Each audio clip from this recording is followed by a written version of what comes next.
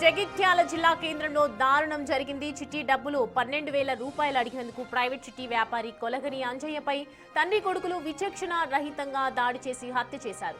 గోవిందుపల్లెకు చెందిన అంజయ్యకు గణేష్ నగర్ కు చెందిన దాసోజు శ్రీనుకు మధ్య ₹1,00,000 చిట్టి విషయంలో వివాదం నడుస్తోంది. డబ్బుల కోసం వేధిస్తున్నారనే కోపంతో శ్రీను అతని కుమారుడు వేణు కలిసి అంజయ్యను చితకబాదారు. ఆసుపత్రిలో చికిత్స పొందుతూ అంజయ్య మృతి చెందగా కేసు నమోదు చేసి దర్యాప్తు చేస్తున్నారు ప్రస్తుతం పోలీసులు.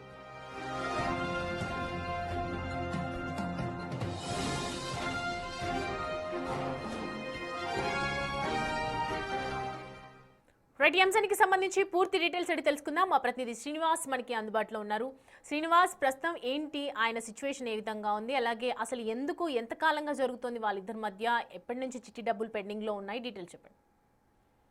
సౌమ్య, జగిత్యాల జిల్లా కేంద్రంలోని గోవిందపల్లికి చెందినటువంటి అంజయ్య, గణేష్ నగర్కు చెందినటువంటి శ్రీనివాస్ మధ్య చిట్టి విషయం లోపల గొడవ జరిగినట్టుగా అయితే తెలుస్తున్నది. మొత్తానికైతే తనకు రావాల్సినటువంటి 12,000 రూపాయల చిట్టి డబ్బులు అడిగినందుకు అతన్ని తండ్రి కొడుకులు ఇద్దరు కలిసి కూడా హత్య చేసినటువంటి పరిస్థితి కనబడుతుంది. అయితే గత కొంత రోజులుగా ఇటు దాసోజు శ్రీనివాస్, అతని కొడుకులు అందరు కలిసి ఇటు చిట్టి నడుపుతున్నటువంటి పరిస్థితి. అయితే ఆ చిట్టి ఎత్తుకొని డబ్బులు అడుగుతూ వేధిస్తున్నారనేటువంటి నేపథ్యం లోపల ఇటు కోలగాని అంజయ్య పైన అతను తండ్రి కొడుకులు కలిసి దాడి చేసినటువంటి పరిస్థితి. అయితే చిట్టి ఎత్తుకొని చిట్టి డబ్బులు ఇవ్వకపోవడంతో పదే పదే అంజయ్య అడుగుతున్నటువంటి నేపథ్యం లోపలనే అతనిపై దాడి చేసినటువంటి పరిస్థితి కనబడుతుంది. మొత్తానికైతే అంజయ్యను విచక్షణ రహితంగా కొట్టడంతో అయితే ఇటు ఆసుపత్రిలో చికిత్స పొందుతూ నిన్న కోలగాని అంజయ్య వ్యక్తి మృతి చెందడం కూడా జరిగింది. ఈ విషయం లోపల ఇప్పటికే పోలీసులు కూడా కేసు నమోదు చేసి పోలీసులు అయితే దర్యాప్తు చేస్తున్నటువంటి పరిస్థితి కనబడుతుంది. సౌమ్య.